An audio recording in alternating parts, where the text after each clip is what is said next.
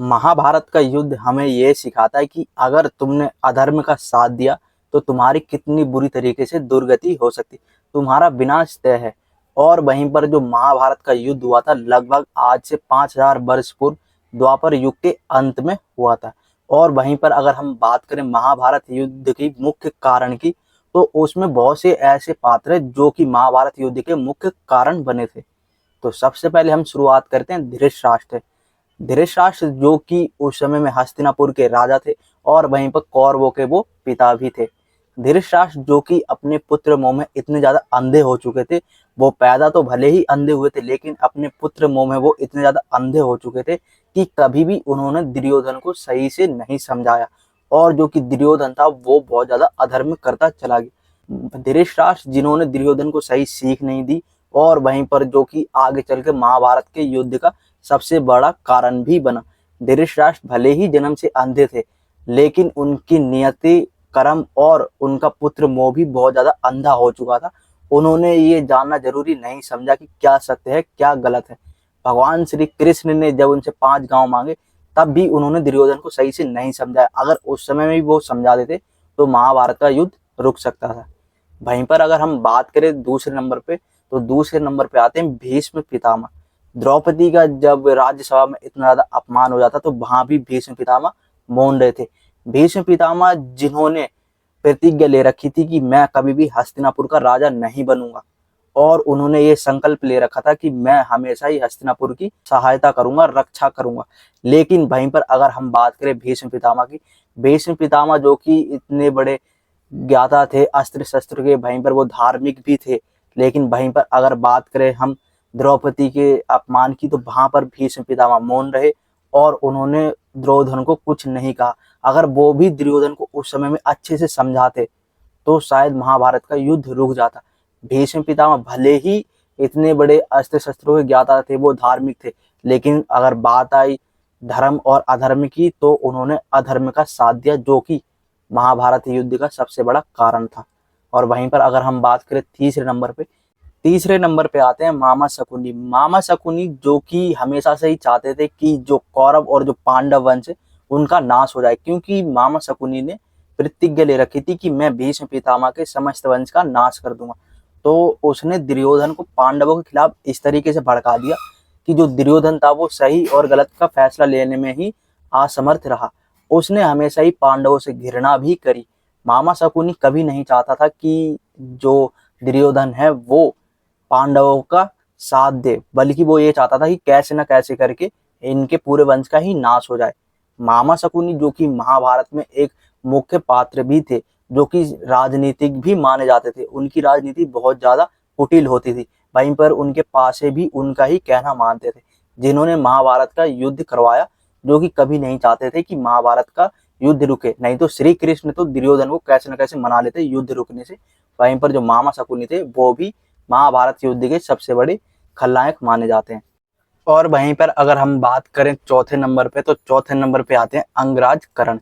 कर्ण जो कि हमेशा से ही धर्म और अधर्म के बीच में उलझे रहे हैं।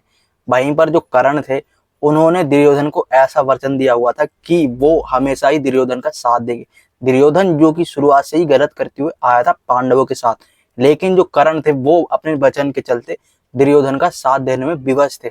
कर्ण भी जानते थे कि दुर्योधन बहुत गलत कर रहा, लेकिन उन्होंने वचन ही ऐसा दिया हुआ था कि उन्हें दुर्योधन का साथ देना पड़ा।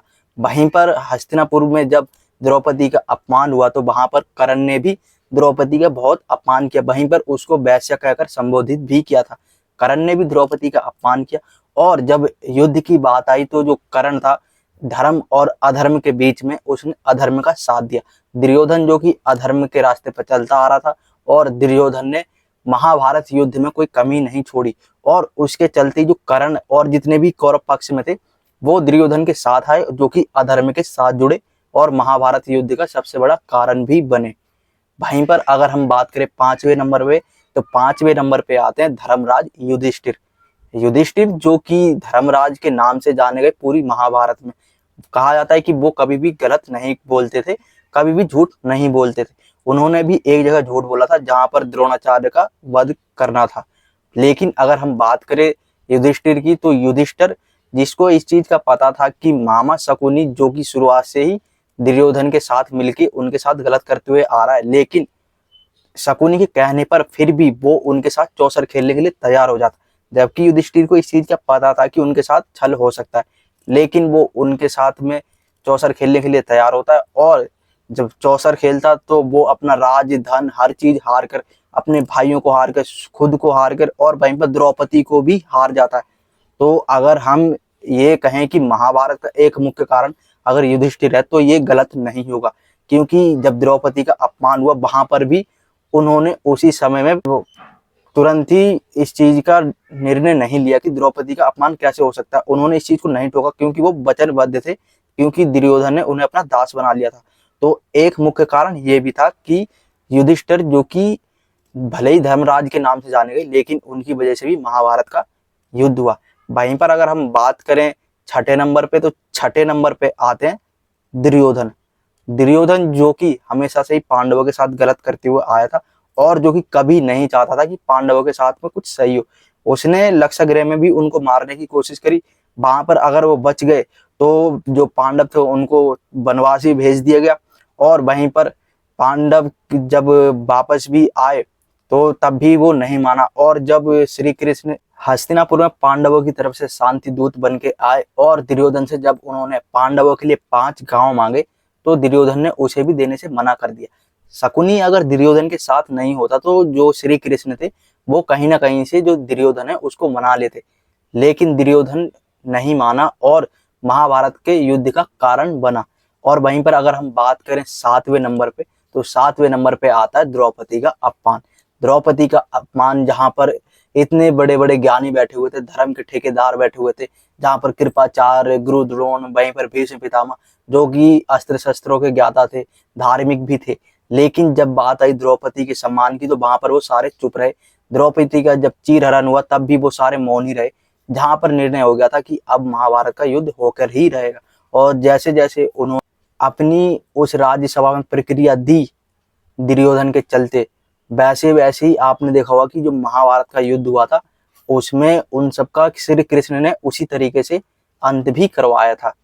तो जितने भी कौरव पक्ष में योद्धा थे, भले ही वो दुर्योधन का साथ नहीं देना चाहते थे, वो धर्म के साथ आ जाते, द्रौपदी के सम्मान में बोलते भी, लेकिन दुर्योधन ने उनसे वचन ही ऐसा ले रखा था कि भविष्य में वो उनका साथ देंगे, जिसके चलते जितने भी बड़े बड़े धुरंधर थे जो हस्तिनापुर की उस सभा में मौजूद थे, जिनमें से ज्यादातर जो कि कौरव पक्ष में ही गए और जो अधर्म के पक्ष में थे, जो कि सभी को पता कि हम अधर्म का साथ दे रहे हैं और हमारा अंत भी हो जाएगा, लेकिन उन्होंने दुर्योधन का साथ दिया और वो मृत्यु को प्राप्त हो गए।